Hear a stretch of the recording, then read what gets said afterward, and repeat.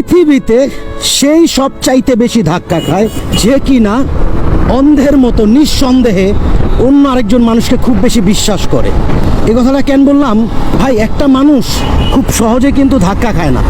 সে আপনার একে একে এক একজনকে বিশ্বাস করতে করতে একটা পর্যায়ে গিয়া মানে এমন বড় মাপের কিছু ধাক্কা খায় যেই ধাক্কাতে সে একবারে নিঃস্ব হয়ে যায়।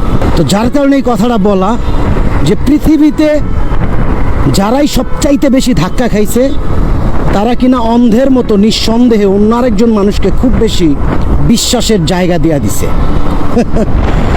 এ আর কি, দিন শেষে এই সকল মানুষের সাথে যাতে আমাদের পরিচয় না হয়, আল্লাহর কাছে অন্তত এতটুকুই চাওয়া।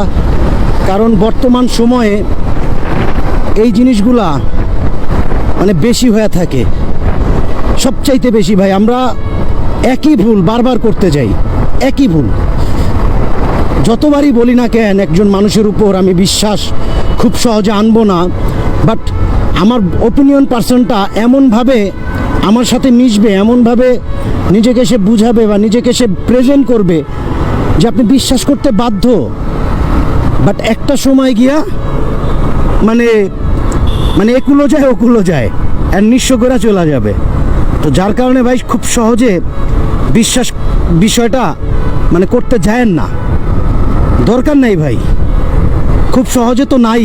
যারা কিনা ভাই খুব সহজে কাউকে বিশ্বাস না করে, যারা কিনা খুব সহজে কারো ইমোশনের জায়গায় নিজের মানে বিষয়টা ধারণ না করে, যারা কিনা দিন শেষে একা বাঁচতে পারে, তারাই ভাই খুব সহজে লাইফটারে লিড করতে পারে। তাদের কোনো ঝামেলা বলেন, খারাপ লাগা বলেন, কোনো কষ্ট বলেন, কোনো কিছুই কাজ করে না। এই কথাটা বলা যে অন্তত খুব সহজে কারো উপর বিশ্বাস করতে যায়েন না। বিশ্বাসের জায়গা ঠিক তখনই অর্জন করতে পারবে যখন মনে হবে নিঃসন্দেহে আপনি তাকে খুব বেশি বিশ্বাস করতে পারেন। আর যখন মনে হবে যে হ্যাঁ, আপনি নির্ভয়েই তার হাতটা ধরে সামনের দিকে আগাইতে পারেন, তাইলেই ভাই লাইফটারে খুব বেশি সহজ করতে পারবেন। আর নাইলে কখনোই পসিবল না।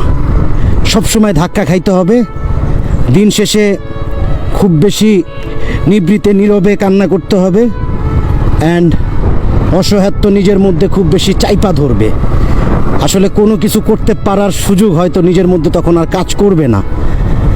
অ্যান্ড দ্যাটস ওয়াই এই কথাগুলো বলা।